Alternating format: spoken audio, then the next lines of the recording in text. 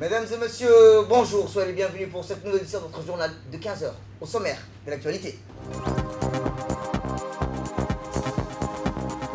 À la une de l'actualité nationale, signature d'un accord de partenariat avec les programmes des Nations Unies pour le développement.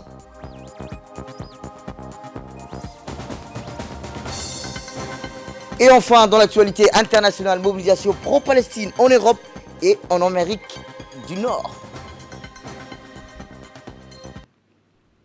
C'était les titres. Merci si vous nous rejoignez. À la une dans l'actualité nationale, un nombre important de délégations officielles étrangères de haut rang, composées notamment des chefs d'État et du gouvernement en exercice, qui ont participé à la cérémonie de prestation d'investiture du président de la République pour un nouveau mandat, ont quitté la capitale aujourd'hui. Il s'agit bien du président de l'Union africaine, Moussa Faki, qui était accompagné de l'ambassadeur en Éthiopie et représentant permanent de l'Union africaine. Notre ambassadeur en Éthiopie, représentant de l'Union, a accompagné le président Moussa Faki.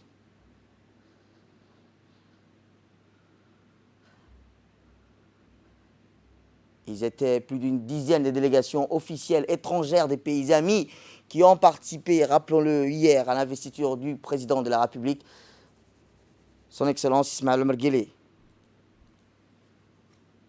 Cet événement a servi, rappelons-le, de couronnement constitutionnel à la réélection du président de la République à l'issue de sa brillante victoire au scrutin du 9 avril dernier. Et dans l'actualité nationale, le ministre de la Défense chargé des relations avec le Parlement, M. Hassan Omar Mohamed, a reçu aujourd'hui la visite de courtoisie de l'ambassadeur du Pakistan auprès de la République de Djibouti. Il s'agit bien de Shozab Abbas. Cette visite s'inscrit dans le cadre du renforcement des liens de partenariat entre les deux pays.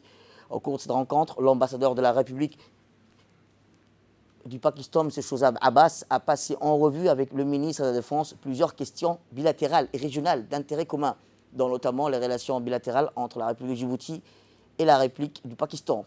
Le ministre et l'ambassadeur se sont félicités des liens d'amitié et de coopération solides et historiques qui unissent les deux pays, réitérant leur détermination à œuvrer en vue de les consolider et les élargir davantage. Le ministre des Affaires étrangères de la coopération internationale, M. Mohamed Ali Youssouf, a reçu aussi ce matin le ministre yéménite des Affaires étrangères, M. Ahmed Awad bin Mubarak. Ces derniers étaient accompagnés de l'ambassadeur du Yémen, M. Abdallah Moussalem, et de son conseiller particulier, M. Salem Awad. L'entretien a porté sur le sujet d'intérêt commun. Les deux ministres ont passé en revue les relations bilatérales entre les deux pays frères et les voies et moyens de les améliorer davantage, notamment à travers la tenue de la commission mixte très prochainement. Ils ont évoqué les derniers développements et la situation au Yémen. À cet égard, le ministre yéménite a briefé le chef de la diplomatie djiboutienne sur les efforts déployés par son gouvernement pour parvenir à une solution politique de la crise yéménite. De son côté, le chef de la diplomatie djiboutienne a réitéré le soutien constant de Djibouti au gouvernement légitime du Yémen, de la disponibilité de Djibouti d'accompagner les efforts visant à rétablir la paix dans ce pays frère et à soulager la souffrance du peuple frère yéménite. Et je vous le disais dans le titre, le ministre des Finances, M. Ilyas Moussadawale, a procédé aujourd'hui à la signature d'un accord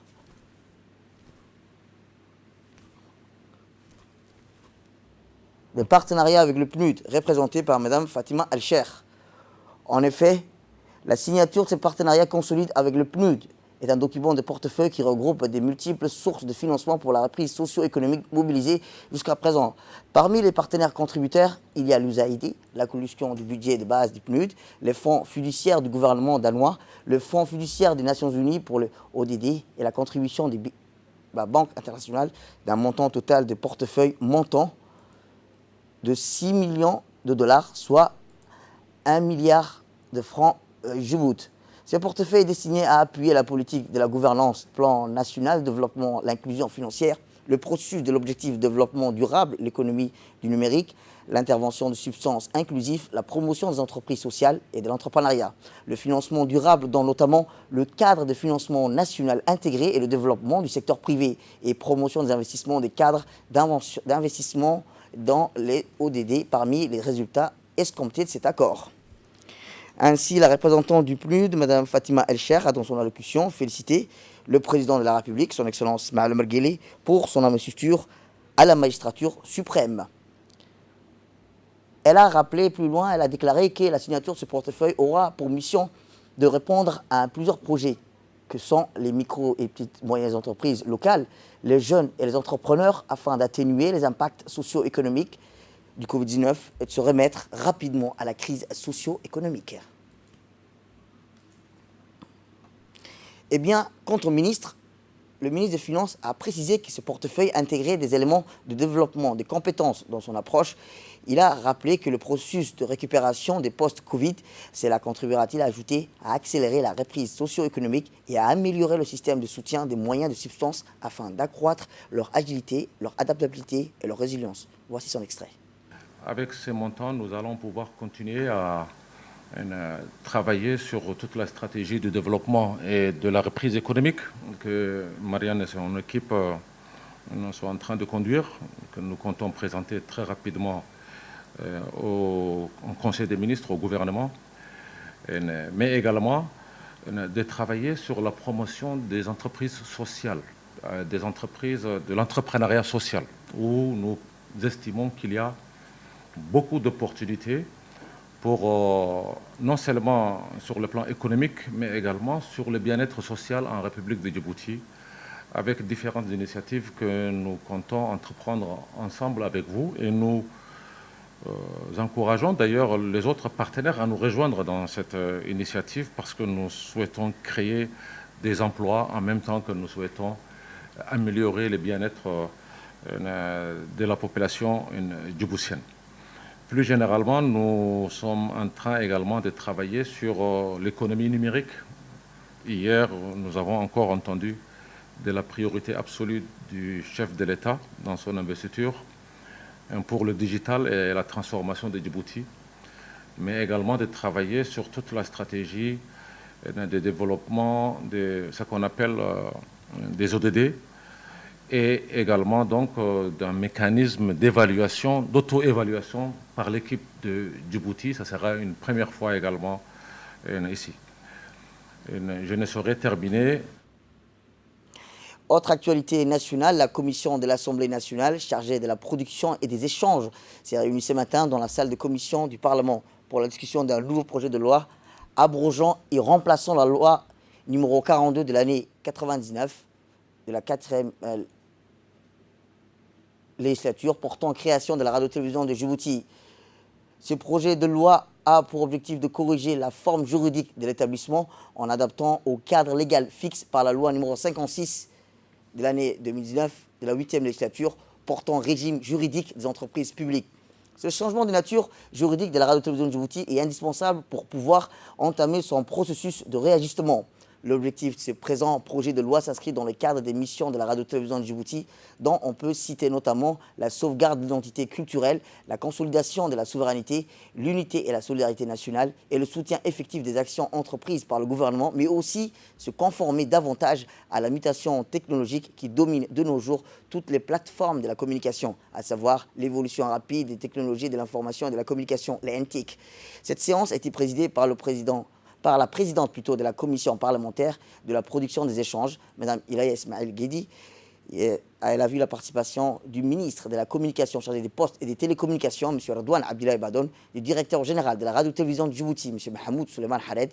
Et en fin de séance, les participants ont présidé de transmettre ce présent projet de loi à la séance plénière de l'Assemblée nationale. Et toujours dans l'actualité nationale, comme à la coutume, dans les dessins de prévention et débordement de l'excès d'alcool la veille de l'Eid al-Fitr, les gendarmes de la brigade 6 et 7 ont avorté un approvisionnement illégal de stock de boissons alcoolisées. En effet, suite à des renseignements regroupés dans la soirée du 11 mai dernier, 4 femmes connues des services de la gendarmerie pour trafic et revente illicite des boissons alcoolisées ont été interpellées à bord d'un taxi. Les perquisitions effectuées sur ce taxi par les enquêteurs de la brigade 6 et 7 ont permis la découverte de 13 cartons de boissons alcoolisées composés de 61 bouteilles de vodka, 10 bouteilles de dry gin, 9 bouteilles de pastilles et 6 bouteilles de whisky.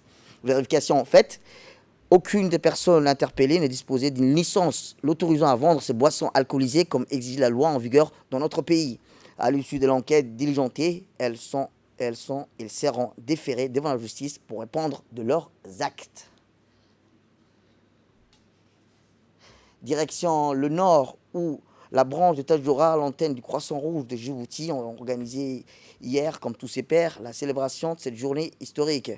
En effet, ce thème retenu instoppable, qui veut dire le mouvement d'une manière générale, était inarrêtable face au Covid-19, qui avait tout arrêté au monde. Pour cela, la branche a organisé une journée de discussion sur la présence des comités de la branche ainsi que les autorités locales, la représentante de la Croissant Rouge à Tadjoura, ainsi que les services déconcentrés dans les locaux du Conseil régional de Tadjoura. Par la suite, la branche a présenté quelques actions menées sur le terrain par les volontaires pendant la période post-Covid.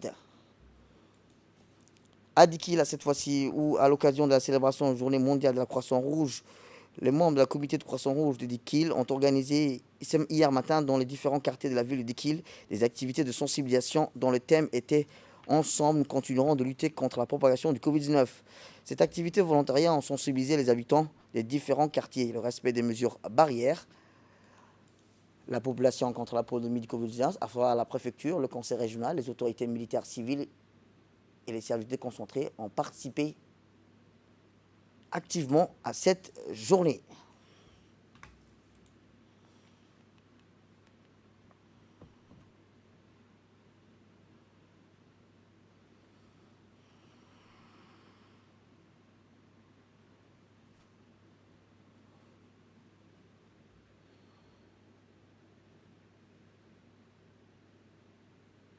Et maintenant, une page de nécrologie. Nous avons appris le décès de notre collègue Saïd Kamil Elmi qui a rejoint sa dernière demeure céleste hier à Djibouti.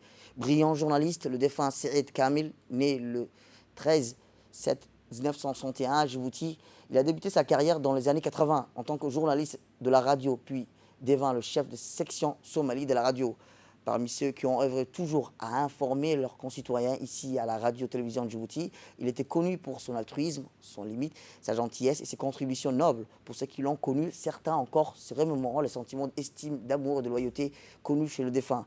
Il fut et restera un homme humble et généreux qui aura marqué son époque. Le directeur général de la radio-télévision de Djibouti ainsi que l'ensemble du personnel saluent la mémoire de cet homme et présentent leurs sincères condoléances à la famille du défunt et à tous ses proches en souhaitant que Dieu l'accueille dans son paradis éternel. Cela est une douloureuse épreuve qui s'inscrit dans le destin imparable de Dieu, puisse le Tout-Puissant l'accorder patience et réconfort et l'accueille dans son paradis éternel. Inna lillahi wa inna ilayhi raji'un. Et dans l'actualité internationale, je vous dis dans le titre, des dizaines, des milliers de manifestants sont descendus samedi dans les rues de plusieurs villes d'Europe, d'Amérique du Nord, en soutien aux Palestiniens dans les affrontements en cours avec Israël. À Londres, des milliers de personnes ont manifesté dans le centre-ville, appelant le gouvernement britannique à intervenir pour faire cesser l'opération militaire israélienne à Rome. À Rome, quelques centaines de personnes se sont rassemblées près de la basilique de Santa Maria, portant des grands drapeaux palestiniens, chantant des slogans. En Allemagne, des milliers de personnes ont manifesté à Berlin, dans plusieurs villes, l'appel des collectifs pro-palestiniens. Comme en Europe, des milliers de manifestants sont descendus dans les rues et aux États-Unis, ainsi qu'au Canada.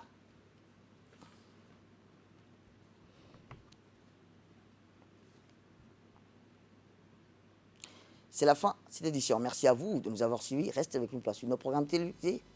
Le programme continue sur Radio-Télévision de Djibouti.